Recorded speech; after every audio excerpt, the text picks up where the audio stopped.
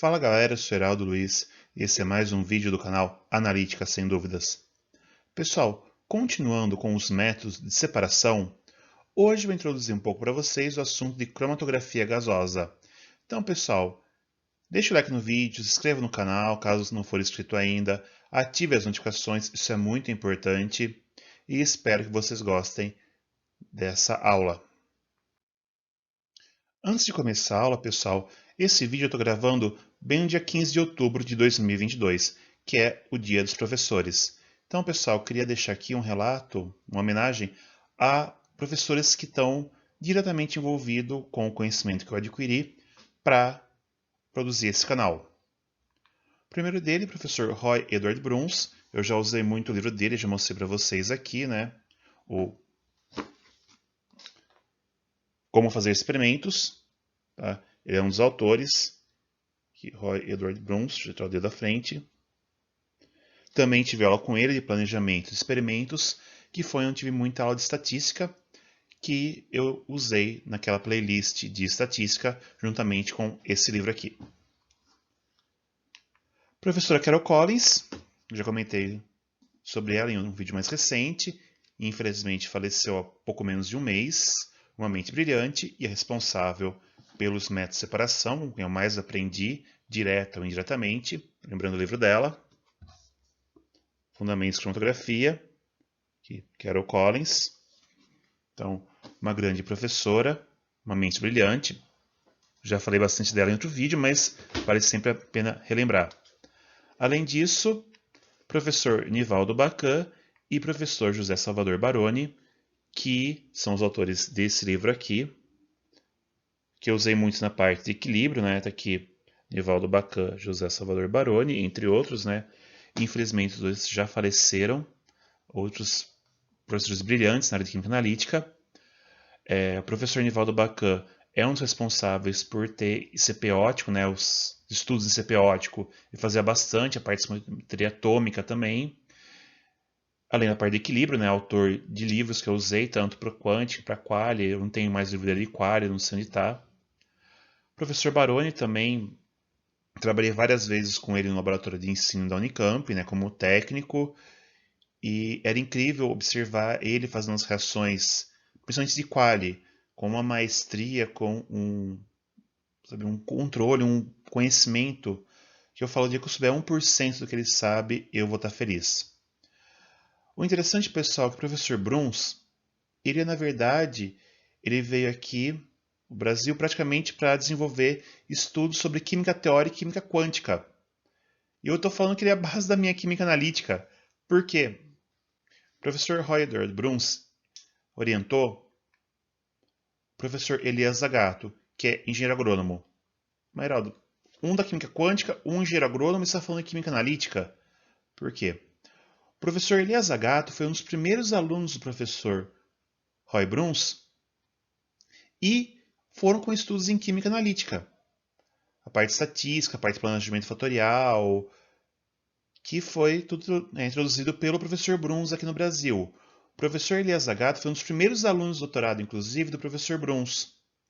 E até quando tive aula com ele, ele comentava que quando via o professor Zagato trabalhando, né, na época como aluno, falavam que química analítica não se fazia em TV. Porque ele usava muito já métodos computacionais para fazer os cálculos, tudo. E o pessoal falava, não, química analítica não se faz com televisãozinha, se faz na bancada. E hoje em dia, né, eu tenho até uma playlist com horas de Excel, que é de computador. Mas tá, tô falando da edição do professor Zagato e que tem a ver comigo. O professor Zagato orientou o professor Marco Aurélio Zezé Arruda, que é ninguém mais nem menos que a pessoa, né, o professor que orientou essa pessoa que vos fala. Então, minha química analítica está aqui. Então, se o canal existe hoje, se eu posso falar para vocês com química analítica, é através desses professores, é por conta desses professores. Então, o meu agradecimento a todos eles nesse Dia dos Professores. Então, muito obrigado. Vamos agora sim ao vídeo. Na última aula, pessoal, falei para vocês da equação de Van Dinter, que relaciona a velocidade linear da fase móvel com a altura do prato.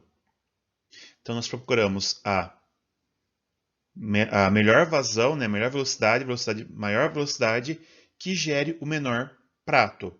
Lembrando que são 3 termos, né? O termo A são os caminhos múltiplos, o termo B é a dispersão longitudinal e o termo C é a transferência de massa. Na combinação, temos essa curva aqui. Então, no ponto de mínimo, nós temos a menor altura de prato possível com a melhor vazão, a melhor velocidade linear da fase móvel possível. Tudo bem, pessoal? Comentei rapidamente também que tinha diferença entre a equação de Van Dinter para HPLC e para CG. Tudo bem? Então, só como exemplo, vão dar valores bem diferentes devido às características de cada uma das técnicas de separação. Hoje, pessoal, vou começar a falar para vocês sobre a cromatografia gasosa. Ela é uma técnica, pessoal, para análise de substâncias gasosas ou voláteis. Então, posso trabalhar com gases já ou com substâncias facilmente volatilizáveis. Mas tem uma característica, tem que ser termoestáveis, porque eu vou aquecer para mantê-las na fase gasosa, na fase de vapor, e se ela degradar, eu posso perder meu analito. Então não é interessante. Então, a primeira característica para o meu analito, ele tem que ser termoestável, ele não pode degradar por temperatura. Outra, pessoal, é o ponto de ebulição de no máximo 300 graus. Sabe? É mais ou menos o limite que se trabalha com cromatografia gasosa, são substâncias com esse ponto de ebulição à pressão atmosférica. Tudo bem, pessoal? Então, sempre que eu estiver falando do ponto de ebulição, é sempre a pressão atmosférica. Lembrando que quando eu abaixo a pressão, eu também diminuo o ponto de ebulição das substâncias. Se não for possível, pelo menos substâncias que permitam derivatização. O que significa isso, pessoal? Vou dar um exemplo aqui do ácido salicílico. Esse analito ele tem um ponto de fusão de 159 graus e o ponto de ebulição que encontrei por ácido salicílico é 220 graus mais uma pressão de 20 milímetros de mercúrio, ou seja, uma pressão muito baixa. A pressão ambiente, né, uma atmosfera, são 760 milímetros de mercúrio. Ou seja, eu preciso fazer um vácuo muito forte, uma pressão muito baixa, na verdade, aplicando vácuo, para poder fazer a ebulição do ácido salicílico. Então, essa é uma substância que eu não posso analisar por cromatografia gasosa. Só que se eu fizer uma reação de esterificação com álcool metílico na presença sulfúrico, eu produzo o salicilato de metila. Tudo bem? Para quem não sabe, o salicilato de metila é a substância que é o éster metílico do ácido salicílico e é a substância responsável por aqueles anestésicos tópicos, sabe, que passa, com as pomadas que ajudam a anestesiar. Metilando essa substância, olha o que acontece. O ponto de fusão vai para menos 9 e o ponto de ebulição para 220 graus Celsius, que isso já é possível analisar. Bem, isso é um exemplo, já não se faz tanto metilação para análise de CG, porque elas tendem a ser mais reações demoradas, tá? Mas é possível. Então, quero analisar ácido salicílico, eu não posso fazer via cromatografia gasosa, então eu posso reagir com metanol, faço éster metílico, daí assim eu posso quantificar o salicilato de metila, obviamente se eu já não tiver na amostra, né? Se eu só ver a pureza do ácido salicílico. Tudo bem, pessoal? Então, isso quer dizer substâncias que permitam derivatizações.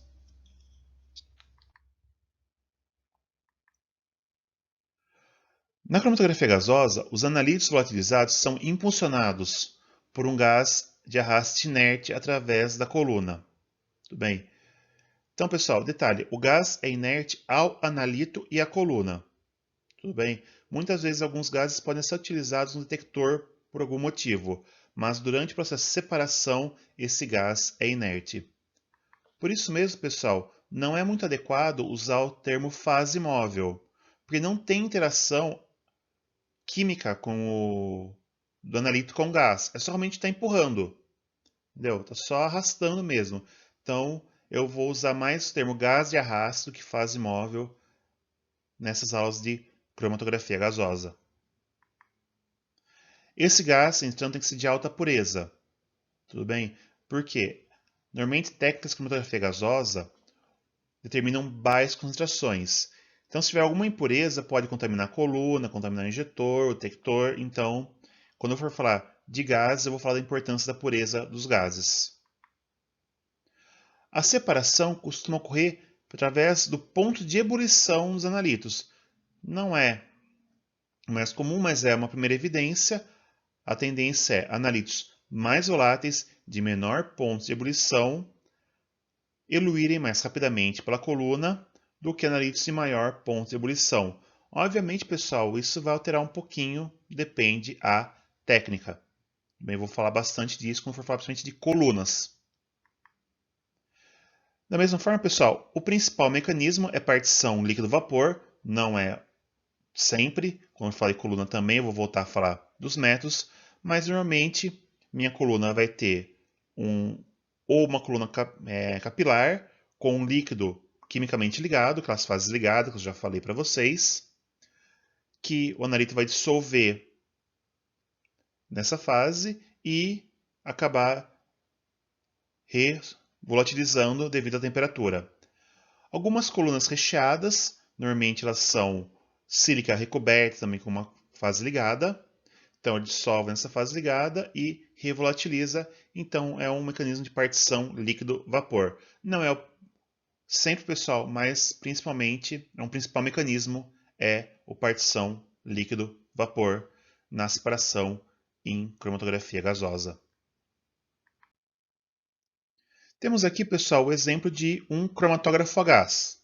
Mas peraí, cromatografia gasosa, cromatógrafo a gás? Sim, o cromatógrafo não é gasoso. Ele não está na fase gasosa, ele é sólido. Então, nós somos cromatógrafo a gás, mas a cromatografia é gasosa. Tudo bem, pessoal? Só terminologias. Normalmente ele tem, como eu falei, o gás de arraste, um gás inerte, e um regulador de pressão. Geralmente para você ajustar a vazão, para você não forçar demais a equação de Van Dinter, né? Se você pôr uma pressão muito alta, você pode aumentar o fluxo linear da fase móvel, no caso o gás de arraste, e eu perder o processo de separação por alargamento do prato. Um injetor, responsável por transformar normalmente a solução em vapor, né? Normalmente ele é aquecido. A coluna em um forno, normalmente as colunas são aquecidas também para justamente favorecer a analito ficar na fase de vapor. Um detector e um registrador, que antigamente eram aqueles registradores manual de caneta, né, que media o pico, hoje são computadores, tá? Então, nas próximas aulas, eu vou falar principalmente do gás de arraste, injetor, detector e forno e coluna. Registrador, normalmente hoje em dia são softwares que vêm com equipamento, você compra o equipamento, compra o computador e vem um software que faz o registro para você. Então, não vale mais a pena falar de registrador mais. Tudo bem, pessoal? Então, as próximas aulas, gás de arraste, injetor, coluna e forno e detector. Agora, pessoal, curiosidade é CG ou GC que se usa. Algumas vezes eu vou falar CG, outras GC. CG é a sigla em português, que é cromatografia gasosa ou cromatógrafo a gás. Tudo bem? E o GC é em inglês, Gas Chromatography ou Gas Chromatograph, que é o equipamento, a técnica, o equipamento. Tudo bem? Então, pessoal, mais curiosidade, por exemplo, o correto é falar GCMS, que é cromatógrafo a gás associado a um espectrômetro de massas. Mas já vi gente falando CGMS, sabe, é só curiosidade, mas lembra o termo correto, ou tudo em inglês, ou tudo em português. Então, ou CGEM ou GCMS. Tudo bem? Mas talvez até eu fale algumas vezes CGMS. Pessoal, algumas vantagens quando se usar a cromatografia gasosa? Ela é uma técnica de baixo custo. Por exemplo, se você comprar um GCMS, provavelmente você vai ter algo aí em torno de 50 a 60 mil dólares, depende a configuração. E sim, isso é barato quando se fala de instrumentação analítica, principalmente para métodos de separação. Para você ter uma ideia, um HPLC mais simples aí você deve estar começando por 200 mil dólares. Bem, tem técnicas mais baratas, né? Normalmente espectro, UV-Vis são mais baratos que isso, mas para separação CG é mais barato. Tanto é que quando eu fazia aula com a professora Carol Collins, ela comentava que perguntavam para ela uma indicação de um HPLC, né, um cromatógrafo líquido. Ela sempre falava assim, qual é o teu analito? Daí eu falava, tal substância, olha, ela é volátil e termoestável. Não investe em HPLC, investe em GC, que é mais barato. Você vai ter uma boa separação e um custo mais reduzido. Além disso, é uma técnica de baixo consumo de amostra. Normalmente, nós injetamos 1 microlitro de solução, né, quando trabalhamos em solução, né? Algumas vezes já pode trabalhar com vapores mesmo, na coluna. Eu vou falar mais disso de injetor, mas às vezes tem até alguns injetores que você pode descartar um pouco do analito para não estourar a coluna, de tão sensível que é essa técnica. Sensível não, de tão boa detectabilidade que você pode obter com o cromatógrafo a gás. Tudo bem, pessoal? Além disso, ele é muito compatível com o SPME e o Headspace SPME, que eu já falei na aula de preparo de amostra. Porque eu posso expor minha fibra na amostra, vou absorver os analitos, eu acoplo no injetor de CG, reexponho a fibra, o injetor normalmente é aquecido, eu volatilizo meu analito que já vai para a coluna. Tudo bem? Normalmente, pessoal, você pode conseguir um grande número de pratos e uma pequena altura de prato, ou seja, a resolução de CG vai ser sempre muito legal. Por você injetar pouco analito, normalmente a altura de prato vai ser porque vai ter pouca molécula lá, pouco analito na coluna, então você não vai ter muita dispersão da banda, vai ser sempre uma banda muito pequenininha. E algumas colunas capilares que se usa muito em cromatografia gasosa chegam até de 100 metros de comprimento, ou seja, eu consigo separar muito bem as substâncias, então eu tendo a ter muitos pratos teóricos na minha separação. O professor Carol falou assim, é no número de 30, 40 até 100 mil pratos, depende a coluna e o analito. Tudo bem, pessoal? Então, é uma técnica muito eficaz de separação, obviamente, na gama de analitos voláteis e termoestáveis. Desvantagens, pessoal. De novo, pessoal, a gama é restrita. Tem que ser amostras voláteis termoestáveis. Além disso, normalmente a maioria das colunas, principalmente capilares, são incompatíveis com ácido. Amostras ácidas, substâncias ácidas, podem destruir a ligação na fase ligada. Isso chama de sangrar a coluna. Esses dois casos, pessoal, podem ser resolvidos com a derivatização ou por metilação, que eu falei, era feito no passado, mas um pouco mais demorada, ou silanização. Eu vou reagir o meu ácido com um silanol e esse silanol tem que ser muito volátil, eu posso separar essas substâncias e se for um ácido, eu faço um éster, na verdade, eu protejo a coluna. Além disso, pessoal, eu já falei nesse de gases de altíssima pureza. Eles são mais caros mesmo. Não tão caro quanto os solventes que se usa para HPLC, mas realmente são gases bem caros quando comparados. Bom que eles duram bastante, tá, gente? Mas a princípio é o preço. Nunca comprei um gás de alta pureza, vou falar bastante da pureza do gás, mas ele pode acabar, se tiver muita impureza, prejudicando coluna, prejudicando detector. Então é uma limitação. Você precisa de gases de alta pureza. Tudo bem? Essa então foi a aula de hoje, pessoal. Espero que tenham gostado. Pessoal, chegou até aqui, se inscreve no canal, caso não for inscrito ainda. Deixa o like no vídeo, ajuda bastante o crescimento do canal. Siga o canal na rede social, Facebook, Twitter e Instagram. Lembrando que eu sou mais ativo no Instagram. Dúvidas, pessoal, pode ser deixadas ou nos comentários ou enviadas por e-mail, no e-mail que é semduvidas@gmail.com, ou até mesmo pelas redes sociais. Lembrando, pessoal, já está disponível o botão Valeu Demais. Caso você queira colaborar com o canal de alguma forma, você gostou desse vídeo e quer colaborar a partir de R$1, você pode usar o botão Valeu Demais, que ajuda bastante ao canal continuar produzindo. É tudo por hoje, pessoal. Até a próxima. Valeu, tchau!